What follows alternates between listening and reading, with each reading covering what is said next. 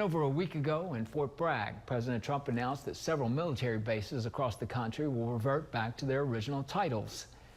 In June of 2023, the Undersecretary of Defense for Acquisition and Sustainment directed all Department of Defense organizations to implement name changes for 9 Army installations who are linked with Confederate soldiers.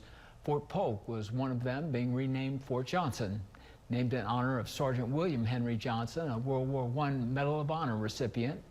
KALB spoke with a retired member of the military about the newly relabeled fort.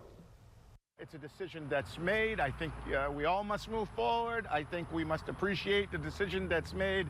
However people may feel. Someone else might come and change it. You don't know. Originally, the fort was named after Confederate General Leonidas Polk. However, this time the restored Polk name will be in honor of General James H. Polk, who fought in the European campaign of World War II.